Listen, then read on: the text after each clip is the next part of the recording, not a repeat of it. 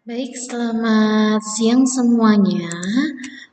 Sebelumnya mohon maaf, saya harus memberikan materi perkuliahan pada sore hari ini menggunakan rekaman, ya, rekaman video, karena perkuliahan yang harusnya dijadwalkan pada sore hari ini bersamaan dengan jadwal kegiatan saya yang lain dan kebetulan perpindahan atau perubahan jadwalnya itu mendadak, sehingga saya berikan menggunakan video ya. Semoga ini tidak mengurangi eh, pemahaman teman-teman semuanya dalam materi yang akan saya berikan ya. Jadi hari ini sesuai dengan rencana pembelajaran pada semester ini yang akan kita pelajari adalah asuhan keperawatan letal aritmia. Nah, mungkin saya slideshow terlebih dahulu. Ya, asuhan keperawatan letal aritmia. Nah, karena ini adalah masuk ke perawatan kritis ya, kita mempelajari tentang aritmia yang mengancam jiwa. Sebenarnya aritmia itu sangat banyak sekali ya. Ada aritmia yang memang butuh treatment tertentu, ada aritmia yang itu dianggap sebagai proses fisiologis karena ada perubahan beberapa fungsi tubuh yang dianggap merupakan gambaran jantung yang masih dalam tahap yang wajar ya. Ada juga yang dalam kondisi letal aritmia atau yang mengancam nyawa. Nah, definisinya adalah ya letal aritmia itu merupakan suatu atau aritmia dulu ya. Aritmia itu merupakan suatu gangguan denyut jantung ya yang meliputi mulai dari frekuensi, irama, kondisi yang dapat ditimbulkan oleh gangguan pengeluaran atau pembentukan impuls. Nah, kalau kita bicara tentang pengeluaran atau pembentukan impuls ini ya, kalau kita lihat di sini ya. Ya, kita harus mengingat ya, yang membentuk impuls oleh organ jantung itu siapa? Yang pertama, SA node, AV node, dan juga serabut Purkinje. Bagaimana dengan bundle atau bergasis? Nah, bundle atau bergasis dia itu hanya sebagai perantara saja. Ya, dari AV node kemudian dia akan bercabang menjadi dua ya, yang mengantarkan impuls atau kelistrikan menuju ke ventricle yang akan ditangkap oleh si serabut Purkinje. Nah, aritmia ini bisa diakibatkan yang pertama karena tadi pembentukan impulsnya yang bermasalah. Bisa juga karena adanya gangguan sistem hantaran atau konduksi. Nah, SA node, AV node, serabut Purkinje masih bagus gitu. Tetapi pada saat proses penghantaran atau pada saat proses konduksi, ya ini mengalami permasalahan.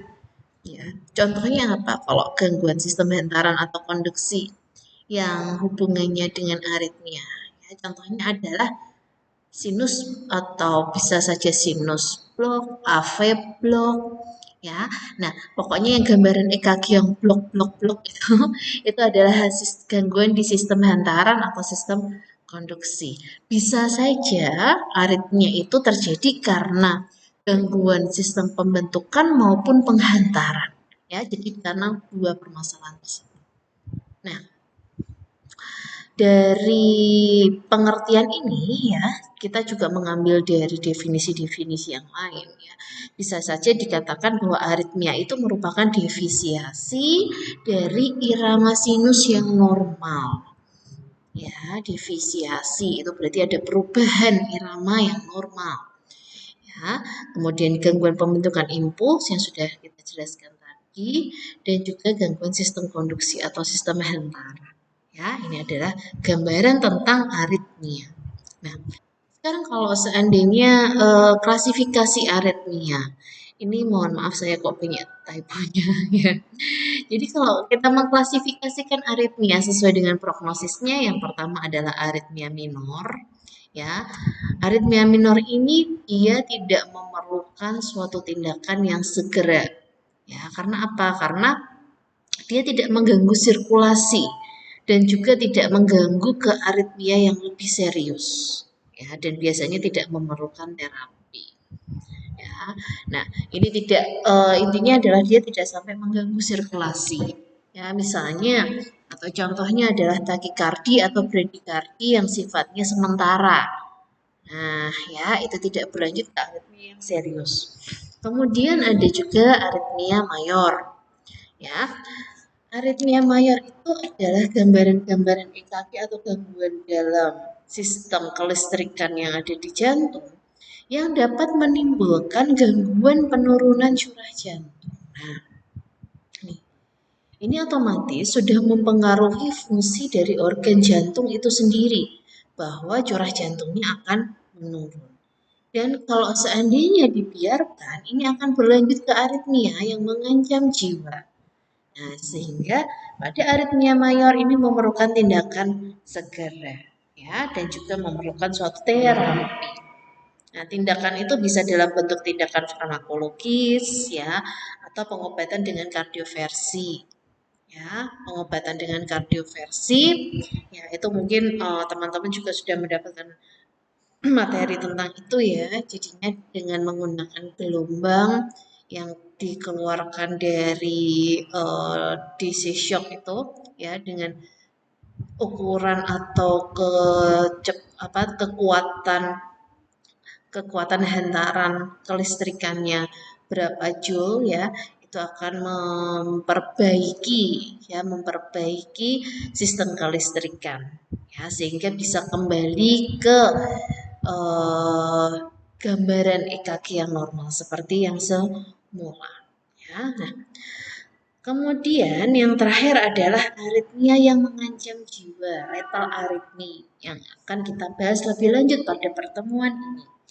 Lethal arrhythmia ini adalah, ya, kondisi aritmia yang memerlukan suatu resusitasi, ya, untuk mencegah kematian. Nah, akan kita bahas. Nah, kita mungkin sedikit review, ya, tentang gambaran EKG, bagaimana EKG bisa terbentuk seperti ini, mulai dari gelombang P, Q, R, S, ya, dan juga gelombang T, ya, PQRST. Ini asalnya dari mana sih? Gelombang P itu terbentuk ketika ada impuls keluar dari S anode. Ya, ada impuls keluar dari S anode, kemudian dia akan menuju ke atrium kiri dan selanjutnya, ya, satunya kemudian dia menujunya ke bawah. Menuju ke mana? Ke AV node. Nah, oke. Di AV node ini, ya, kemudian dia akan dihantarkan menuju ke bundle of His yang selanjutnya akan dibagi menjadi dua, menuju ke right bundle branch dan left bundle branch, ya, yang akhirnya nanti diterima oleh serabut-serabut yang kecil yang ada di ventricle yang namanya adalah serabut Purkinje. Ketika si S anode ini memberikan impuls, otomatis di bagian atrium kanan maupun atrium kiri dia akan mengalami yang namanya kontraksi, ya, sehingga disebut sebagai depolarisasi atrium. Ya, dari depolarisasi atrium ini akan membentuk gelombang P. Ya, secara singkat kita tahu bahwa gelombang P ini merupakan gambaran dari depolarisasi atau kontraksi atrium. Ya, nah, kemudian bagaimana dengan gelombang QRS? Gelombang QRS itu merupakan depolarisasi dari ventricle. Ya, pada saat left bundle branch dan juga right bundle branch sampai menuju ke serabut Purkinje, dia juga akan memberikan kelistrikan yang menyebabkan ventricle itu berkontraksi. Ketika ventricle ini berkontraksi, yang terjadi adalah gambaran gelombang PQRS. Maaf, QRS bukan PQRS ya. QRS itu adalah kontraksi ventricle atau istilah lainnya adalah depolarisasi ventricle. Sedangkan gelombang T, ya, gelombang T ini adalah gambaran ketika ventricle itu mulai terisi kembali setelah dia berkontraksi. Jadi pada saat QRS itu terjadi kontraksi, Ya, kemudian pada saat gelombang T itu ventrikel itu kembali relaksasi, kembali terisi. Itu yang disebut sebagai repolarisasi ventrikel. Ya, gelombang P, ya, gelombang P ini adalah depolarisasi atrium, kemudian QRS ini adalah depolarisasi ventrikel, dan gelombang T ini adalah repolarisasi ventrikel. Lalu bagaimana dengan atrium? Apakah atrium tidak mengalami repolarisasi? Atrium mengalami repolarisasi atau dia kembali mengembang, kembali relaksasi. Namun, ya pada saat atrium itu berelaksasi bersamaan dengan ventrikel kontraksi. Apa yang terjadi? Gelombangnya akan tertutup dengan gelombang QRS. Ya, jadi gambaran EKG-nya yang muncul adalah gambaran gelombang PQRST. Ya, ini adalah kita review sedikit tentang gambaran EKG. Ini sebenarnya sama seperti yang saya jelaskan tadi ya, dengan gambar yang berbeda. Ya, gelombang P adalah atrial depolarization, QRS itu adalah ventricle depolarization, dan gelombang T adalah ventricle repolarisasi. Nah, sekarang kita mulai masuk ke aritmia yang mengancam jiwa. Nah, pasti saya yakin di sini teman-teman sudah banyak memahami apa saja sih gambaran EKG yang mengancam jiwa. Ya kan, pasti kemarin di keperawatan gawat darurat itu kan berarti sudah diajarkan ya terkait dengan algoritma henti nafas, henti jantung ya, yang secara tidak langsung teman-teman ini juga akan belajar tentang aritmia yang mengancam jiwa. Ada beberapa macam atau jenis aritmia yang mengancam jiwa. Yang pertama adalah ventricular tachycardia, ya. Kemudian ventricle fibrilasi, pulseless electrical activity, dan yang terakhir adalah yang asistol. Nah, keempat aritmia di atas merupakan penyebab terjadinya henti jantung.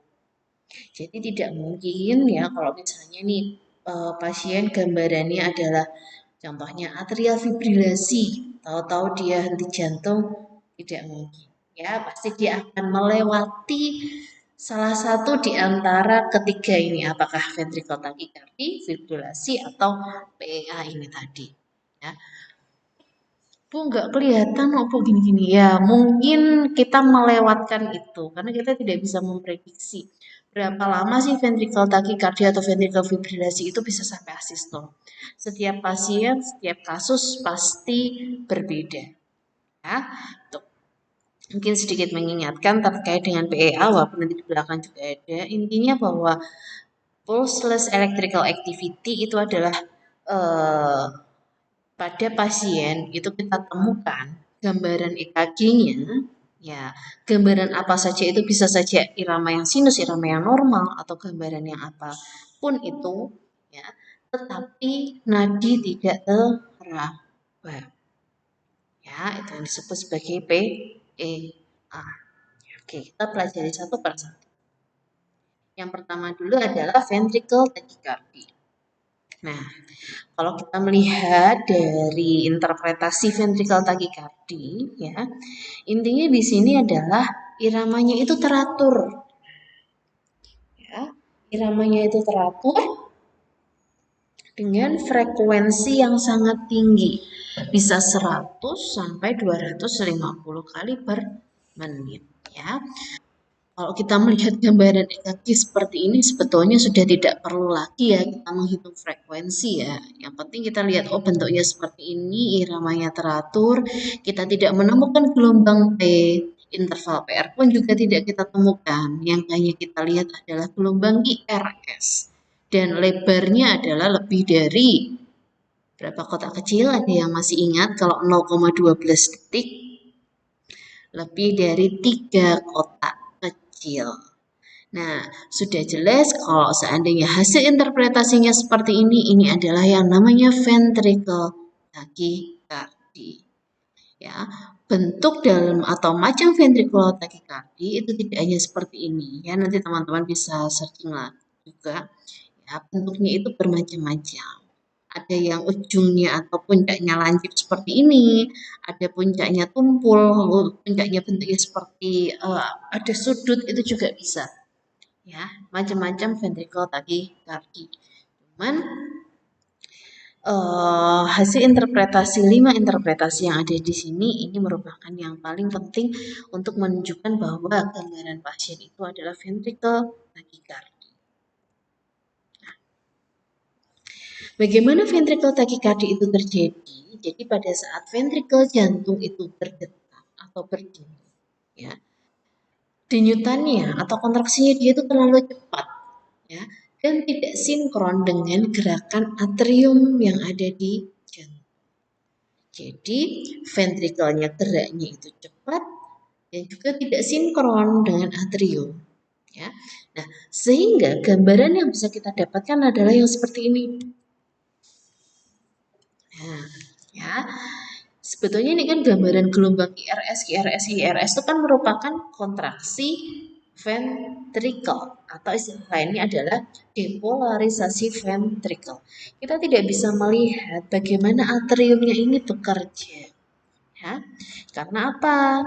Kok yang muncul kok justru gambaran QRS-nya bukan atriumnya gitu.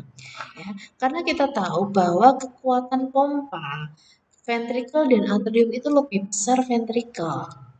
Ya, sehingga tertutup kontraksi atriumnya. Akibatnya ketika terjadi gerakan yang tidak sinkron tadi, ya, jantung tidak dapat memompa darah secara efektif. Ya, karena si ventrikelnya dia maunya mompa terus ya, tanpa dia ini menunggu pengisian dari si atrium. Akibatnya apa? Oksigenasi ke seluruh tubuh atau oksigenasi secara sistemik itu akan mengalami penurunan perfusi. Ya, mengalami penurunan perfusi. Sehingga kenapa ventricular tachycardia itu bisa saja kita temukan pada pasien yang tanpa nadi ya, jadi VT atau ventricular tachycardia tanpa nadi ya ini tadi. Karena jantung dia udah nggak bisa memompa secara efektif. Ya, denyutannya, irama kontraksi dari jantung kemudian ke nadi perifer itu sudah tidak adekuat. Ya. Ventricular tachycardia ini bisa disebabkan oleh bermacam-macam gangguan listrik yang ada di jantung yang mengontrol gerakan pompa pada ventrikel jantung, seperti kardiomiopati ya, atau kekakuan pada otot jantung atau penyakit otot jantung. Bisa saja karena dia meriwayat ACS, akut coronary syndrome, ya, dia memiliki penyakit jantung koroner yang dalam jangka waktu yang sudah lama. Kemudian dia riwayat serangan jantung ya atau ACS, gagal jantung, ya, yang namanya jantung gagal memompa pasti efeknya adalah kontraksi dan kontraksi dan juga relaksasinya itu tidak adekuat. Miokarditis, peradangan pada otot jantung, ya, dan bisa saja terjadi pada kasus-kasus jantung bawaan. Ternyata ventricular tachycardia ini dapat diturunkan secara genetik.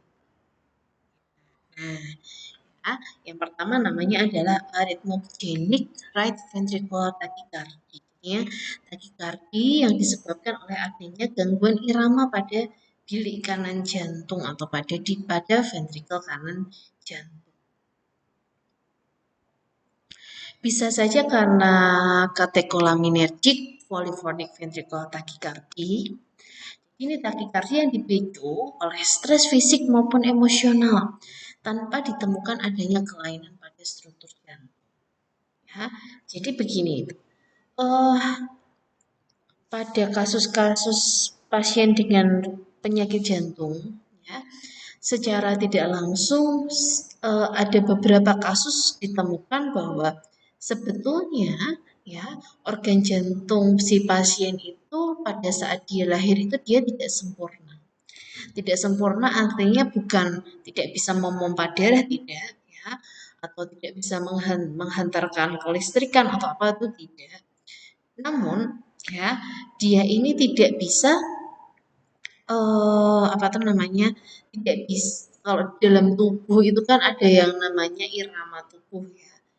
Ada irama namanya irama tubuh ketika stres fisik atau ada kondisi emosional yang meningkat ya, syaraf simpatis itu pasti akan lebih aktif dia dibandingkan yang parasimpatis. Nah, harusnya ketika syaraf simpatisnya itu meningkat ya, jantung juga tidak boleh harus apa semakin meningkat gitu.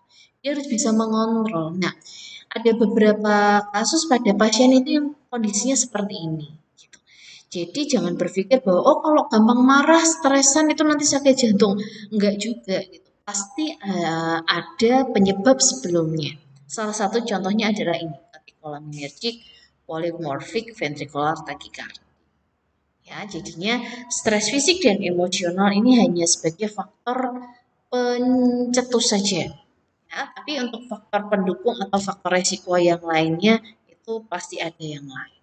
Ya, salah satunya adalah tadi adanya kelainan secara genetik. Selain itu, ternyata seperti obat-obatan tertentu, penyalahgunaan maksa seperti kokain, ya, itu bisa mengakibatkan ventricle tachycardia. Ya. Kenapa kok kokain bisa menyebabkan ventricle tachycardia? Karena sifatnya kokain itu apa? Dia vasokonstriktor. Ya, ketika pembuluh darah itu menyempit, ya, pembuluh darah itu menyempit, tubuh akan memberi respon atau tubuh akan memberikan alarm bahwa oh ini pembuluh darahnya menyempit, suplaiku berkurang gitu. Apa yang akan dilakukan jantung? Dia harus memompa lebih cepat untuk memenuhi suplai yang dibutuhkan oleh jaringan. Ya. Selain itu konsumsi kafein dan alkohol yang berlebihan ya. Ini pun juga tidak menjadi suatu faktor resiko tunggal pastinya. Nanti jadi pada takut ngopi ya. Pasti ya akan ada faktor yang lain yang mendukung terjadinya ventricle tachycardia dan juga olahraga yang terlalu berat. Nah, olahraga yang terlalu berat ini khususnya pada tadi ya pasien-pasien yang memang memiliki faktor risiko yang lain, contohnya seperti dia punya riwayat aterosklerosis ya, dengan dia olahraga yang berat metabolisme di tubuhnya meningkat, pasti oksigenasi di dalam tubuh itu meningkat juga ya, membutuhkan suplai oksigen dalam jumlah yang besar sehingga si jantung itu harus memompa lebih cepat. Nih, jenis-jenis dari ventricle tachycardia ya, yang pertama adalah yang monomorfik. Nah, kalau yang monomorfik itu artinya atau gambarnya adalah bentuknya atau bentuk gelombang GRS di setiap sadapan itu sama. Walaupun misalnya di lead 2 dan di V1 itu beda, tapi di lead 2 itu bentuknya seperti itu, terus satu di V1 seperti itu, terus itu adalah yang monomorfik. Ya, itu menandakan adanya depolarisasi yang berulang dari tempat yang sama, menandakan adanya kontraksi yang berulang di tempat yang sama, yaitu di ventricle. Ya, seperti itu terus bentuknya dengan kecepatan, kemudian dengan kekuatan apa tuh namanya kontraksi yang sama. Itu adalah jenis yang monomorfik. Selanjutnya jenis yang selanjutnya adalah yang polimorfik. Nah, kalau yang polimorfik itu bentuk QRS dalam satu lead itu bervariasi. Ya, bervariasi, berubah-ubah. Hal ini artinya apa? Menunjukkan adanya urutan atau posisi depolarisasi yang berubah di beberapa tempat. Ya, jadi walaupun jantung itu kalau digambarkan itu hanya sebesar satu kepal tangan, ya kan, kemudian ventrikelnya itu kan berarti setengahnya ya, separuhnya ini ya, kan kecil kan ya itu ya. Tapi ternyata otot-otot di sekitar atau di dalam otot jantung itu kan ada otot yang namanya eh, atau otot yang memberikan impuls lah ya di situ. Nah, di situ mengalami depolarisasi yang berbeda-beda, tidak di satu tempat, berpindah-pindah gitu. Impuls yang berlebihan itu berpindah-pindah sehingga gambarannya menjadi berbeda-beda. Biasanya ya kalau yang jenisnya polimorfik seperti ini itu kemungkinan di dalam otot jantungnya itu ada scar tissue atau jaringan parut yang diakibatkan biasanya karena bisa infak, biar bisa juga iskemik. Ya, kalau yang pasien yang hasil gambaran EKG-nya ventricle tachycardia yang polimorfik, ya kemungkinan besar ya dia memiliki riwayat iskemik atau miocard infarct. Ya. Gejala pada ventricle tachycardia, ya, pas jantungnya pasti berdebar-debar karena denyutannya itu kan sangat cepat, ya, sehingga membuat penderita merasa tidak nyaman. Kalau berdebar-debarnya karena ketemu pasangan gitu kan ya, atau karena takut sesuatu gitu kan, itu kan jangka waktunya kan pendek. Kalau ini tuh terus menerus ya, pasti ada rasa tidak nyaman yang ada di area rongga dada. Selain itu pasti pasiennya juga mengalami sesak nafas. Dada bisa sampai nyeri karena denyutan yang terus menerus ya, seperti atau bisa dirasakan seperti yang ada yang tertekan gitu ya. Kepala pusing, ya seperti melayang kayak mau jatuh. Kenapa kok seperti itu? Karena tadi sirkulasi atau oksigenasi ke tubuh itu berkurang dan bisa juga mengalami penurunan kesadaran.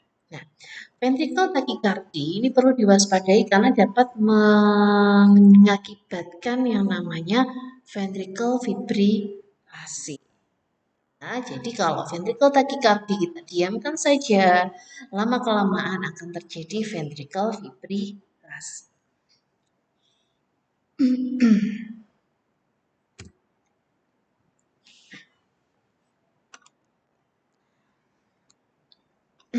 Di sini saya akan menjelaskan sedikit ya tentang fisiologi dari ventricle tachycardia. Ya, kalau tadi kita lihat di awal bahwa aritmi itu diakibatkan atau terjadinya itu kan karena adanya gangguan di pembentukan impuls atau di konduksi atau di penghantaran. Nah, ini akan kita bahas satu persatu. Yang pertama bisa dikatakan atau bisa disebut sebagai automaticity. Ya, ini terjadi karena adanya percepatan aktivitas fase 4 dari potensial aksi jantung. Ya, ini kita harus belajar fisiologi lagi nih. Ya, aktivitas fase 4 itu apa sih? Gitu kan ya. Fase 4 itu adalah proses repolarisasi ventricle. Ya, fase 1 depolarisasi atrium, fase 2 repolarisasi atrium, fase 3 depolarisasi ventricle, fase 4 adalah repolarisasi ventricle. Jadi repolarisasi ventricle relaksasinya ventricle tuh dia tuh terlalu cepat. Ya, sehingga kalau dia relaksasinya terlalu cepat, dia akan kembali ke kontraksi lagi, ya kan? Nggak mungkin kalau terlalu cepat terus habis itu berhenti kan tidak. Ketika baru sedikit relaksasi, dia akan segera kontraksi. Sedikit relaksasi, kontraksi lagi sehingga menumpuk. Ya. Nah, aritmia ventrikel karena gangguan automaticity ini biasanya tercetus pada kondisi contohnya adalah miokard akut ya, kemudian gangguan elektrolit. Nah, ini yang juga sering terjadi ya pada gangguan elektrolit natrium, kalium ya dan juga kalsium. Kenapa kok seperti itu? Ya, karena ion-ion ini dia itu membawa maaf, partikel-partikel elektrolit ini membawa ion positif dan ion negatif. Ya. Secara normal, positif dan negatif itu jumlahnya itu harus sama. Untuk mempertahankan supaya apa? Ya, supaya dia tidak berpindah posisi. Ketika misalnya nih, yang positif itu kan kalium ya. Ketika kaliumnya itu meningkat atau hiperkalemi, ya, dia positifnya itu atau ion positifnya itu banyak, otomatis dia akan menggeser yang ion negatif. Contohnya adalah natrium, menggeser ion yang negatif. Ketika pergeseran itu terjadi, yang terjadi adalah apa? Listrik itu dia akan apa ya istilahnya ya, tercetus gitu. Ya, kelistrikan itu akan muncul. Nah, hal ini akan mengakibatkan apa? Peningkatan aktivitas impuls atau kelistrikan yang ada di jantung. Selain itu juga gangguan keseimbangan asam dan basa. Ya, walaupun ini asam dan basa itu tidak otomatis intinya mempengaruhi kinerja organ jantung, cuman ketika terjadi ketidakseimbangan asam dan basa, itu kan akan mempengaruhi proses pertukaran gas, ya kan? Nah, ketika terjadi proses pertukaran gas yang tidak adekuat, ya, jantung itu berusaha untuk apa? Untuk memenuhi kebutuhan yang tidak cukup tadi dengan cara menyalurkan oksigen. Nah, ketika seperti itu pasti fungsi jantung akan atau harus lebih cepat atau harus lebih atau bertambah ya dibandingkan dengan kondisi yang normal. Tonus adrenergik yang meninggi. Ya, adrenergik itu adalah suatu hormon adrenalin yang meningkat ya, yang mengakibatkan apa? Vasokonstriksi. Ya. Selain itu, ya, bisa saja ventricle fibrillasi itu diakibatkan karena adanya proses re-entry.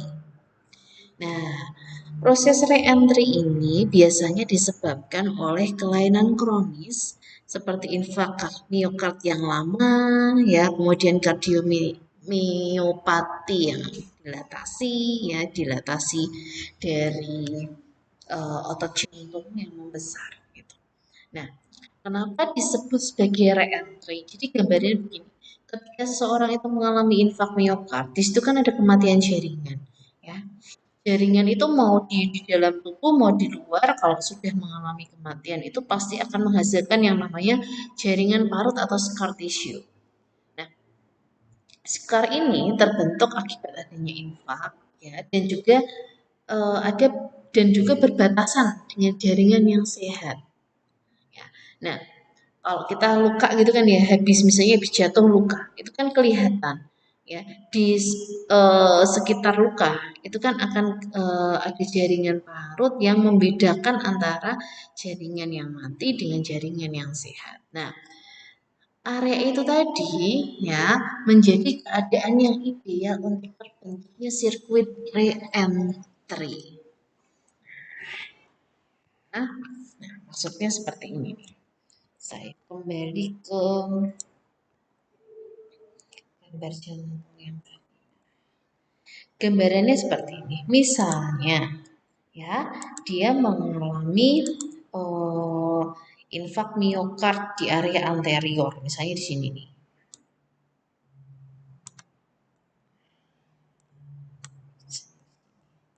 Nah, ketika terjadi infak miokard di area anterior di bagian depan, ya, ini akan terbentuk yang namanya jaringan paru.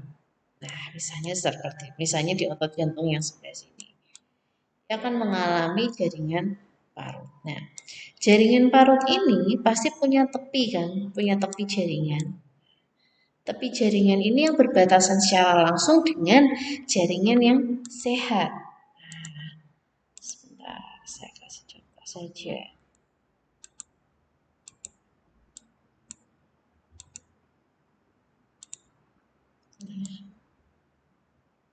Ini akan berbatasan langsung dengan jaringan yang sehat. Nah, area yang ini bisa menjadi suatu siklus re-entry. Ya, jadinya apa? Ketika ada impuls, ya, ada impuls mau masuk ke jaringan yang parut ini, kan impuls ini kan akan menggerakkan semua otot, ya, menggerakkan semua otot yang ada di jantung. Ketika mau masuk sini, karena ini ada jaringan parut, dia nggak bisa masuk karena jaringannya mati. Yang terjadi adalah apa? Ini cuma masuk ngumpul di sini nih. Nah, ngumpul di sini. Yang bisa kembali paling ya cuma sedikit, cuma beberapa saja.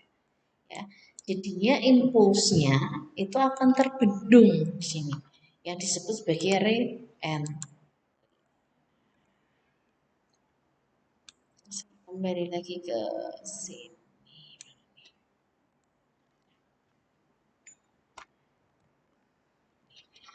Bila area tadi ini terbentuk, ya, maka akan muncul suatu aritmia ventrikel reentrant. Jadinya tadi impulsnya tuh mau masuk ke jaringan parut itu nggak bisa, jadi numpuk di situ terus. Nah, ketika penumpukan impuls itu terjadi, ya, bagaimana dengan jaringan yang normal di sekitarnya? Pasti dia akan mendapat kelistrikan yang lebih banyak. Nah, ketika mendapatkan kelistrikan yang lebih banyak itu akan mengalami tadi, ya, percepatan gerak yang ada di otot jantung. Ya. Nah, bahayanya ini kondisi ini bisa timbul setiap saat dan bisa menyebabkan kematian yang mendadak. Ya, walaupun tidak dengan keluhan sebelumnya, ya, tapi ini bisa menjadi suatu faktor risiko kematian dengan durasi yang sangat cepat. Yang selanjutnya bisa saja terjadinya itu diakibatkan karena yang namanya trigger activity. Ya, jadi kok trigger activity ini kondisi pada pasien ini bisa mengalami atau gangguan mekanisme automaticity dan juga reentry. Nah, ya, kalau yang automaticity seperti yang saya jelaskan tadi, ya, karena faktor pencetusnya yang bermasalah di situ, gangguan faktor pencetusnya yang bermasalah, ya, ditambah dengan tadi adanya jaringan parut sehingga mengakibatkan reentry penumpukan impuls di dalamnya, ya, akibatnya adalah pengaruhnya ke kebocoran ion. Ya, kebocoran ion positif yang harusnya ada di dalam sel itu dia akan keluar. Nah, yang mengakibatkan apa? Lonjakan kelistrikan, lonjakan impuls. Ya, akan terjadi aksi potensial yang baru. Jadi bertambah, ya, bertambah yang seharusnya itu munculnya cuma PQRST kembali lagi ke P karena ada terjadi kebocoran yang positif, ya, QRS-nya ini jadi double, duplikasi. Ya, karena di fase 3 dan fase 4. Nah, keadaan ini disebut yang namanya after depolarization. Belum sempat repolarisasi, belum sempat relaksasi, dia sudah depolarisasi lagi atau sudah kontraksi lagi. Itu yang disebut sebagai trigger activity. Nah, komplikasi dari kondisi ventricle tachycardia ini adalah penurunan kemampuan jantung untuk memompa darah dalam jumlah yang memadai. Pasti, ya, karena pergerakannya antara atrium dan ventrikel ini tidak sinkron, pasti jumlah darah yang dipompa oleh jantung itu pasti tidak memadai. Ya, sehingga bisa mengakibatkan gagal jantung. Ejection fraction atau fraksi ejeksi kekuatan jantung untuk memompa darah, ya, yang kurang lebih di atas 50% itu akan mengalami kegagalan. Selain itu penyumbatan pembuluh darah yang bisa menyebabkan stroke atau serangan jantung. Nah, dengan adanya tadi proses ventricle takikardi di mana ada denyutan yang berulang di situ, ya, secara tidak langsung bisa saja mengakibatkan yang namanya turbulensi. Ya, atau harusnya nih ya ketika ventricle mompa, itu kan pasti kan darah itu kan akan keluar menuju ke seluruh tubuh. Dia mompanya cuman nyomompanya itu cuman kecil tapi berulang-ulang mengakibatkan apa? Ada timbunan darah kan di dalam ventrikel. Nah, itu yang disebut sebagai turbulensi, ya, yang bisa mengakibatkan darah itu kalau terlalu lama berada pada suatu tempat itu mengakibatkan clotting. Ya, itu bisa menyumbat pembuluh darah. Kemudian bisa juga mengalami henti jantung yang dapat berujung pada kematian. Ya. Nih, ini contoh yang lain lagi ya. Ini gambarannya pada laki-laki usia 69 tahun ya. Dia ini punya pengalaman, punya riwayat ya, dia ini punya riwayat infak miokard ya, dan dia menunjukkan hasil EKG-nya itu gambaran IRS yang kompleks ya, atau setiap leadnya ini berbeda ya, dan kalau dihitung dari heart rate-nya ini adalah takikardi ya, sesuai diagnosisnya ya, dia ventricular takikardi, kemudian dia mengalami sinkopal episode ya, periode sinkop pingsan di rumah ya, dan ketika dia dibawa ke rumah sakit ya, dia sampai rumah sakit dia sadar ya, kondisi tekanan darahnya itu rendah, walaupun rendahnya itu tidak sangat rendah, di sini hanya tertulis mild hypotension, ya tidak sampai severe, artinya adalah tekanan darahnya ini rendah walaupun tidak ekstrim, ya. Oke, ini adalah contoh kasus yang memang benar-benar terjadi. Gambaran ventricle tachycardia yang bermacam-macam, ya seperti yang saya sampaikan tadi, ini gambaran polimorfik pada pasien dengan riwayat miokard infark. Nah, kalau yang seperti ini apa ini gambarannya? Ini ventricle apa ini gambaran seperti ini? Ada yang tahu ini gambaran yang seperti ini gambaran apa? Ini sebenarnya adalah gambaran ventricle tachycardi. Ya, ventricle tachycardi dalam episode dia mau menjadi ventricle fibrilasi.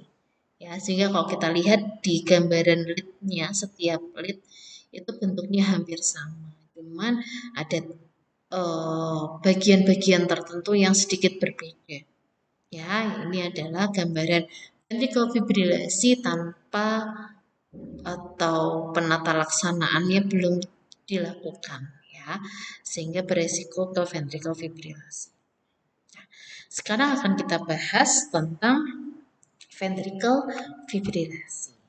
Nah, ventricle fibrilasi kalau kita lihat ini sangat berbeda dengan ventricle tachycardi. Tidak perlu bingung bagaimana membedakan, karena untuk ventricle fibrilasi itu iramanya pasti tidak teratur. Ya, kemudian frekuensinya kita juga tidak bisa hitung karena bentuknya adalah tidak beraturan. Kita tidak bisa menemukan gelombang P, interval PR, ya gelombang GRS-nya memang lebar dan bentuknya ini berbeda-beda. Ini adalah ventricle fibrilasi. Ventricle fibrilasi ini kondisi di mana ventricle jantung yang seharusnya berdenyut menjadi hanya bergetar pada saat terjadi kondisi ini. Hal ini disebabkan karena adanya gangguan aliran listrik pada jantung. Ya, mekanismenya sama seperti ventricle tachycardi tadi, karena sebelum ventricle fibrilasi itu pasti ada episode ventricle tachycardi. Bisa dalam periode waktu yang lama, bisa hanya beberapa menit saja, beberapa detik saja juga bisa. Ya, di situ baik kondisi re-entry, automaticity atau trigger activity, ya intinya bahwa akhirnya jantung ini tidak mampu memompa darah ke seluruh tubuh, sehingga pasokan darah yang membawa oksigen ke dan juga nutrisi ke organ tubuh itu akan terhenti.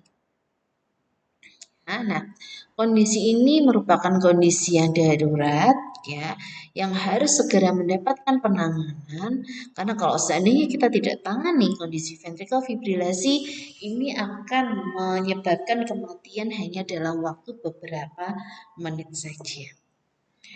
Ya, bedanya dengan takikardi tadi apa? Takikardi itu jantung masih bisa memompa, cuman apa? Suplainya berkurang. Kalau ventricle fibrilasi dia sudah tidak berdenyut atau sudah tidak memompa, dia hanya bergetar. Sehingga nutrisi ke organ itu sangat terganggu atau bahkan bisa saja tidak tersuplai sama sekali. Penyebabnya Yang pertama adalah serangan jantung atau heart attack. Ya, serangan jantung atau heart attack ya, tahu-tahu otot jantungnya mengalami infak begitu ya, seperti yang tadi ada mekanisme reentry tadi. Kemudian kardiomiopati juga bisa, penyakit jantung bawaan. Intinya hampir sama sih seperti ventricle tachycardia yang tadi ya. Etiologinya itu hampir sama. Nah, ada lagi nih ya, ternyata sengatan listrik orang kesetrum, orang kesetrum itu bisa mengakibatkan ventricle fibrilasi. Kenapa kok seperti itu? Kalau seandainya kita terkena aliran listrik dengan jumlah atau daya yang cukup tinggi, ya, ternyata itu mempengaruhi ya aliran listrik yang ada di jantung. Ya, aliran listrik yang ada di jantung itu kan sangat kecil ya. Kalau besar, kita mungkin dada kita itu tangan kita kan kesetrum-setrum ya. Sekarang itu kan enggak, karena aliran listriknya itu tidak besar. Tapi kalau seandainya ada aliran listrik yang cukup besar dan dia bertabrakan dengan aliran listrik yang ada di jantung, pasti ya impuls yang ada di jantung itu akan berhenti. Sehingga yang bergerak itu hanya otot-otot kecilnya saja, mengakibatkan itu ventricle mengalami fibrilasi.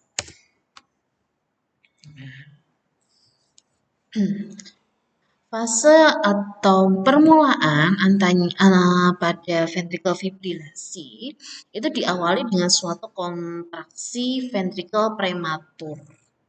Ya, nah ini paling sering ya terjadi atau istilahnya PVC, prematur ventricular contraction. Ya, atau seperti yang saya sampaikan tadi, bisa saja sama seperti patofisiologi takikardi ventricular. Gambar ini adalah contoh untuk prematur ventricular contraction, PVC atau nama lainnya adalah VES, ventricle extrasystole. Ya, nah kondisi PVC ini atau prematur ventricular contraction, namanya juga prematur ya, berarti dia ini muncul tiba-tiba, tidak mengikuti gelombang utamanya. Ya, bisa terbentuk univokal atau multivokal. Kalau univokal berarti bentuknya sama seperti gambar ini nih. Ini bentuk PVC-nya yang pertama sama PVC-nya yang kedua ini kan sama. Ini adalah univokal. Bisa saja muncul gambarannya itu berbeda bentuknya. Itu yang namanya multivokal. Ya, ini adalah gambaran yang univokal. Nah, kalau misalnya ini terjadi, jadinya kondisi denyutan yang prematur ini terjadi, ya, lama-kelamaan gelombang R, ya, itu akan menumpuk dengan gelombang T, ya, gelombang atau kompleks QRS itu akan tertumpuk dengan gelombang T. Karena apa? Ketika dia muncul PQRST, PQRST, kan harusnya seperti itu kan. Nah, ini baru PQRS, QRST. Jadinya ada yang prematur seperti ini bisa menghasilkan gambaran yang namanya R on T. R on T. Artinya adalah muncul gelombang R ya di tempat gelombang T. Nah, jadi apa gambarannya? Ada duplikasi gelombang IRS atau duplikasi gelombang R yang harusnya itu sudah buat tempatnya gelombang T, ini muncul gelombang R. Ya, harusnya ventrikelnya ini sudah relaksasi, dia kontraksi ganda atau kontraksi berulang. Itu yang disebut R on T. Nah, tipe-tipe extrasystole ventricle itu sangat banyak ya. Seperti tadi ada univokal, multivokal ya. Kalau univokal itu sudah jelas ya bahwa bentuknya itu sama-sama terus. Ya. Nah, ini yang pertama adalah yang jenisnya koplet. Ya. jenisnya koplet yang seperti ini. Ya, ini juga masih sama. Nah, kemudian ada yang namanya VES. Ini extrasistal ventricle ini bisa disingkat VES atau nama lainnya PVC yang tadi ya. Sama saja. Ya. Gemini itu kalau seandainya satu kompleks sinus diikuti satu ekstra ventricle. Ya, jadi ini kan gelombang PQRST kemudian ditambah dengan satu ekstra sistol. Ya, kemudian ini juga PQRST ditambah dengan satu ekstra sistol. Nanti di sini begitu juga PQRST satu ekstra sistol. Itu namanya adalah bigemini. Kemudian kalau trigemini. Nah, trigemini ini dua sinus 1, 2, kemudian ini adalah VES. Ini lagi 1, 2, VES. Ya, kalau bigemini itu perbandingannya adalah satu gelombang normal, satu gelombang abnormal. Kalau yang trigemini ini dua gelombang normal, satu gelombang abnormal. Ya. Yang berbahaya yang mana? Yang lebih berbahaya yang mana? Yang bigemini atau yang trigemini? Yang lebih berbahaya adalah yang bigemini. Karena dia munculnya lebih sering dibandingkan yang ini. Kalau ini kan dia munculnya adalah di setiap gelombang setelah gelombang kedua. Gelombang 1, 2 muncul. 1, 2 muncul. Sedangkan kalau yang bigemini kan satu gelombang muncul VES. Satu gelombang muncul VES. Ya, ini yang lebih berbahaya adalah yang bigemini. Tanda dan gejala utamanya untuk ventricle fibrilasi ini adalah penurunan kesadaran. Ya, kenapa seperti itu ya tadi masalah di sirkulasinya yang terhenti. Ya, selain itu pasien juga akan bisa terlihat henti nafas. Ya, nah sebelum kondisi penurunan kesadaran atau sebelum terjadinya henti nafas ya. Biasanya yang dirasakan pasien itu mau seperti mual, pusing, nyeri dada, ya, dan juga jantung yang berdebar. Ventricle fibrilasi paling banyak ditemui pada orang dewasa yang berusia sekitar 45-75 tahun. Ya, dan merupakan gangguan irama atau aritmia yang paling sering dijumpai, pada saat serangan jantung. Ya, dan ini merupakan penyebab utama dari kematian pada kasus aritmia. Nah, selanjutnya adalah pulseless electrical activity. Nah, atau kita singkat dengan PEA ya. Jadi PEA ini adalah jadinya kalau seandainya kita melakukan pemeriksaan EKG itu dimonitor, itu terlihat adanya gambaran aktivitas listrik jantung. Tetapi pada saat dipalpasi denyut nadi itu tidak teraba. Jadi di gambaran EKG-nya itu muncul, tapi nadinya tidak teraba, pasiennya tidak sadar, dia tidak bernafas, ya tidak ditemukan denyut nadi pada perabaan arteri karotis. Jadi kalau seandainya pasien tidak sadar, tidak bernafas, gitu kan, kita nyari nadinya tidak ada, itu tapi gambaran EKG-nya masih ada, nggak apa-apa ya, jangan gitu juga ya. Hati-hati dengan kondisi yang seperti itu ya, karena itu merupakan gambaran EA. Nah, kenapa kok bisa seperti itu? Ya, secara simptomnya itu sudah tidak muncul ya, tanda-tanda kehidupan itu tidak bisa diidentifikasi, tapi kok gambaran jantungnya kok masih ada gitu. Karena ventrikel ini masih berkontraksi, tetapi tidak cukup kuat untuk menimbulkan pulsasi yang dapat diraba. Nah, jadi pada saat ventrikel dia itu bisa kontraksi, ya, tetapi kontraksinya dia itu ternyata tidak cukup untuk memberikan arus menuju ke nadi perifer. Gitu. Jadi ketika jantung kontraksi itu kan sama dengan denyutan di nadi perifer kita kan. Nah, itu nggak sampai gitu kekuatan denyutnya ya. Jadi itu sangat berbahaya. Nah, gambarannya seperti apa?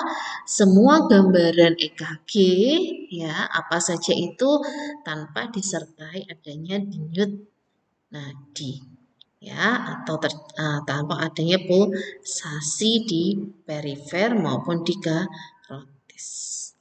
Nah, selanjutnya untuk aritmia mengancam jiwa atau letal aritmia yang terakhir adalah asistol. Nah, asistol kita sudah tahu jelas ya bahwa sudah tidak ada sinyal atau jantung sudah tidak berdetak lagi. Gambarannya hanya segaris lurus seperti ini saja. Sekarang kita menuju ke penata laksanaan. Nah, oke. Apa yang harus kita lakukan ketika kita menemukan kondisi-kondisi letal aritmia? Itu kan ya. Contohnya seperti ini nih ada kasus. Saat ini saudara sedang bertugas di ICU, kemudian di bedside monitor alarmnya berbunyi, hasilnya gambaran EKG-nya seperti ini. Ya. Kemudian tekanan darah dan heart rate-nya tidak terdeteksi di bedside monitor, RR-nya cuma 7 ya. Kemudian kita coba bangunkan pasiennya tidak sadar dan nadi tidak teraba. Kalau kita lihat dari gambaran EKG ini sudah jelas yang namanya ventricle fibrilasi. Bagaimana penata laksanaannya? Gitu. Ya, bagaimana penata laksanaannya pada ventricle fibrilasi? Kita tidak usah membahas lagi penata laksanaan farmakologi dan non farmakologi ya, karena ini adalah bahasan tentang letal aritmia. Kita kembali ke algoritma. Ya, kita menggunakan algoritma sesuai dengan kondisi pasien. Ya, kalau kondisi yang seperti ini, dia ventricle fibrilasi dan sudah nadi tidak teraba, gitu kan ya. Tekanan darah juga sudah tidak ada, ya. Otomatis ini mengalami cardiac arrest. Ya, yang harus kita lakukan pertama adalah apa? Dengan start CPR. Ya, kita lakukan CPR. Ya, sambil memberikan oksigenasi, kemudian menyiapkan monitor kalau seandainya bedside monitor belum terpasang dengan lengkap, ya, juga menyiapkan troli emergency di situ yang ada mesin defibrillator. Nah, ketika kondisinya ventricle fibrilasi, ya kan, ventricle fibrilasi dan pasti kalau ventricle fibrilasi itu tidak ada nadi, ya, berarti gelombangnya itu harus dilakukan defibrilasi. Ya, di sini kan pertanyaannya adalah rhythm shockable, artinya adalah apakah gelombangnya itu gelombang EKG-nya itu boleh untuk dilakukan shock defibrilasi. Nah, kalau seandainya VF atau VT yang muncul, itu kita lakukan shock. Tetapi kalau misalnya pada saat kita CPR gitu kan ya, kita CPR dan yang awalnya gambarannya seperti ini jadi asistol atau gambarannya jadi PEA, misalnya gelombangnya kembali menjadi sinus tapi nadinya tidak teraba, kita tidak boleh lakukan shock. Ya, kita tidak boleh lakukan defibrilasi. Ya, kita lanjutkan dengan CPR. Nah, tuh. Kenapa? Karena sepertinya kita dulu pernah sedikit membahas ya, intinya bahwa sebetulnya dengan dilakukan shock itu harapannya apa? Mengubah gelombang EKG-nya pasien itu supaya menjadi asistol, ya, supaya dia bisa kembali seperti semula, ya, pada saat menghasilkan impuls kelistrikan, ya. Nah, dan seterusnya.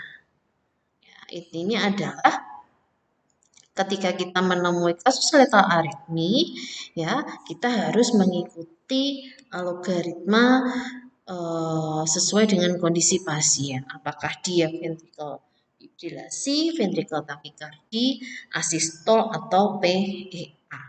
Ya, teman-teman harus bisa membaca algoritma ini. Ini hanya contoh saja ya. Gambaran algoritma saya rasa untuk yang terbaru 2021, 2020 atau 2021 ya bisa digunakan itu sama sebetulnya. Ya. Dan modelnya itu banyak, silakan teman-teman belajar menggunakan gambar yang lebih mudah untuk dipahami. Ya, intinya bahwa kalau ditemukan ventrikulofibrilasi atau ventrikulotachycardia tanpa nadi, ya yang harus kita lakukan adalah kita beri defibrilasi atau kita beri shock. Tapi kalau seandainya gambarannya asistol ataupun PEA, kita tidak boleh berikan shock, tapi kita berikan CPR. Lanjut ke CPR. Ya, itu adalah gambaran penata laksanaannya. Nah, sekarang kita bicara terkait dengan diagnosa keperawatan. Ya, kadang-kadang dalam kondisi letar aritmi ini kita bingung diagnosa keperawatannya apa ya yang harus ditentukan ya. Nah, kalau kita melihat di sini ya yang hubungannya dengan kejadian letal aritmi ya, itu ada dua diagnosa yang mungkin bisa kita tegakkan. Yang pertama adalah gangguan sirkulasi spontan, yang kedua adalah gangguan ventilasi spontan. Kadang-kadang kita sering tertukar ya, atau kita kebalik untuk menentukan ini gangguan sirkulasi atau gangguan ventilasi. Nah, sekarang kita baca definisinya ya. Ini saya ambil dari buku SDKI. Gangguan sirkulasi spontan itu merupakan ketidakmampuan untuk mempertahankan sirkulasi yang adekuat untuk menunjang kehidupan. Ya, tidak mampu mempertahankan sirkulasi untuk menunjang kehidupan. Sedangkan kalau gangguan ventilasi spontan, ini adalah penurunan cadangan energi yang mengakibatkan individu tidak mampu bernafas secara adekuat. Nah, kalau kita tadi sudah membahas mulai definisi, etiologi, sampai dengan patofisiologi pada level aritmi, ya, diagnosa yang tepat yang diangkat adalah gangguan sirkulasi spontan. Ya, tidak gangguan ventilasi spontan. Nah, kita lihat lagi, kita buktikan lagi penyebab. Ya, di sini sudah jelas bahwa untuk gangguan sirkulasi spontan penyebabnya adalah ada abnormalitas kelistrikan jantung. Nah, sudah jelas kan kalau letal aritmi itu masalahnya adalah kelistrikan jantung. Sedangkan kalau di diagnosa yang ventilasi spontan penyebabnya adalah gangguan metabolisme dan kelelahan otot pernafasan. Tidak ada yang menunjukkan bahwa ini merupakan masalah di aritmia. Ya, kemudian kita lihat lagi di sini. Di kondisi klinis terkait, oh maaf ini sepertinya terpotong ya. Nanti teman-teman bisa buka itu di buku SDKI halaman 32 di kondisi klinis terkait ya.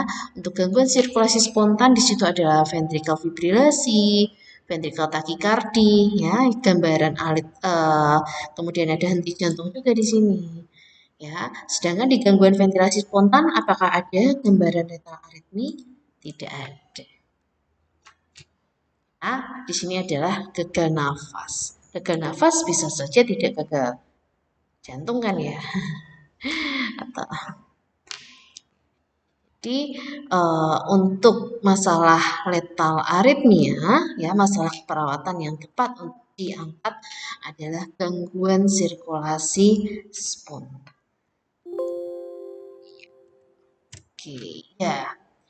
Itu adalah materi yang bisa saya sampaikan terkait dengan asuhan keperawatan letal aritmia.